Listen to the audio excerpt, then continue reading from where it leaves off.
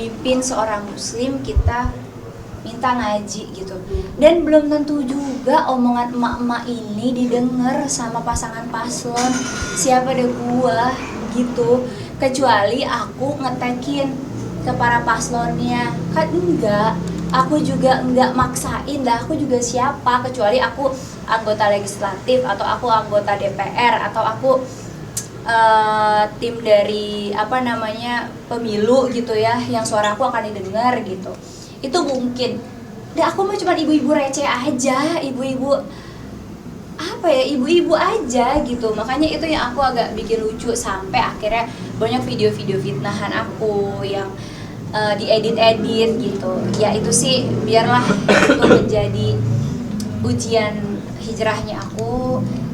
Tapi itu tadi aku berprasangka baik terhadap netizen, mungkin belum paham maksud dan tujuannya aku apa, dan mungkin memang video itu direkam dan disebarkan di saat yang tidak tepat oleh oknum yang mungkin memanfaatkan situasi ini. Aku juga memikir ada pengalian isu apa nih gitu, jadi kayak banyak bertanya-tanya, karena menurut aku video aku tuh masih banyak video orang-orang yang lebih viral lagi gitu, banyak orang yang videonya lebih frontal lagi menanggapi, bahkan aku kalau seandainya semua yang follow aku udah tahu gitu, aku selalu mengingatkan followers aku untuk ingat ya, kita tetap fokus aja sama kelebihan pasangan pilihan kita, jangan sampai kita ada dosa jariah, menghina, membuli, memfitnah yang bukan pilihan kita gitu. Ya bukan paslonnya dibully, aku sendiri, ya udahlah emang udah nasibnya begini kali.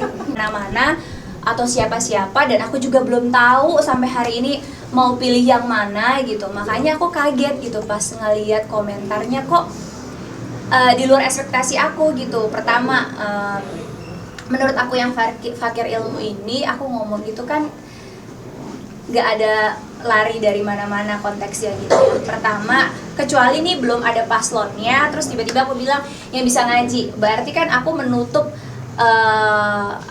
masyarakat Indonesia yang beragama lain untuk menyalonkan diri. Sekarang kan paslonnya udah ada dan udah jelas agamanya muslim semua, makanya aku menyarankan gitu.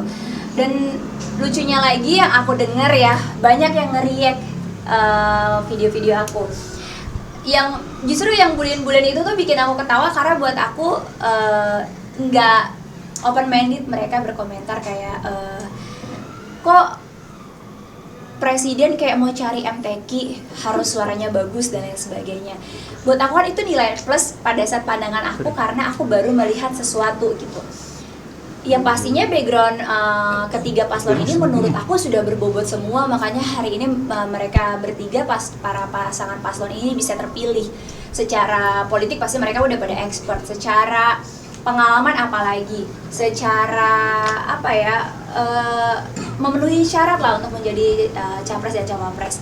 Dan aku kan cuman untuk memutuskan, karena masya Allah semua tiga-tiganya pasangan paslon ini, makanya aku bilang coba deh mutusinnya dari bayi suara ngaji gitu. Itu sebenarnya spontanitas yang gak ada maksud apa-apa gitu. Jadi kalau orang bilang kok dikait-kaitin sih sama agama, kan Pancasila kita kan sila pertamanya ketuhanan yang Maha Esa, which is semua masyarakat Indonesia wajib memeluk keyakinan atau memiliki suatu keyakinan yang sudah diakui di negara kita.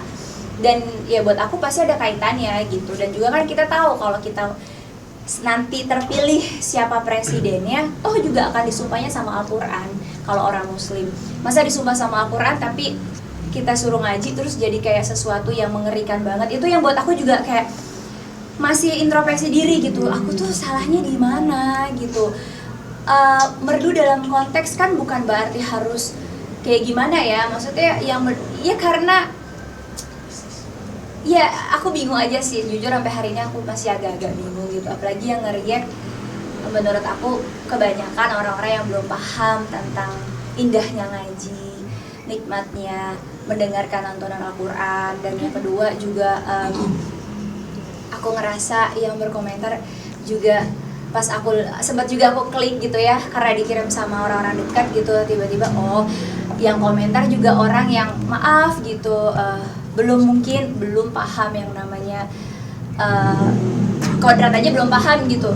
Jadi kayak ya udah, aku cuman nggak nanggepin serius, nggak masukin ke dalam hati, cuman kayak lebih masih terus menggali gitu, jangan sampai aku bikin sesuatu yang nggak bikin orang lain happy gitu. Cuman ya itu aja sih, nggak nyangka aja komentarnya di luar ekspektasi aku, yang seperti aku ngelakuin suatu kesalahan padahal banyak banget public figure lainnya yang secara frontal nyebutin nama paslon yang lain, ngebela paslon yang ini, ngejatuhin paslon yang itu yang lebih kacau dan parah gitu. Sedangkan aku sampai hari ini nggak sebutin dan nggak sama sekali belum tahu mau pilih siapa, dukung siapa. Dan alhamdulillah aku nggak punya masalah, nggak punya kebencian, nggak punya pikiran yang hati yang kotor, pikiran yang kotor. Justru aku ini alhamdulillah banget pada saat di Raudhah, wallahu alam datangnya dari mana, keingetan pas masuk Raudhah itu aku justru berdoa sama Allah kayak, ya Allah, mudah-mudahan kelak pemimpin Indonesia dipegang oleh pemimpin yang amanah, pemimpin yang adil, pemimpin yang bijaksana seperti Rasulullah, seperti Sayyidina Ali, seperti sahabat Rasul Umar bin Khattab, Abu Bakar As-Siddiq gitu. Aku tuh berdoa yang positif banget, dan itu siapapun pemimpinnya aku doain hal yang sama. Jadi bukan untuk pemimpin A, B, C, aku aja nggak tahu mau dukung yang mana gitu. Jadi doa aku tuh emang benar-benar untuk seluruh pemimpinnya gitu. Itu aja sih. Jadi agak lumayan bingung, sedihnya ada. Jujur hari terakhir tuh sedihnya ada ketika foto-foto lama aku dimunculin gitu. Itu yang buat aku kayak, ini nih aku salahnya ke arah mana sih, ngebuat tersinggung yang mana sih, karena apa sih gitu, kok sampai foto lama aku dibongkar lagi. Apa kaitannya sih aku ingin mendengar para paslon yang semuanya mereka adalah seorang muslim, terus kok mengait-ngaitkan dengan masa lalu aku. Dan aku juga nggak pernah bilang kalau aku itu sempurna, perfect. Aku juga masih sangat jauh sekali ilmunya, masih sangat fakir ilmu. Makanya setiap hari masih terus menggali, belajar. Kemudian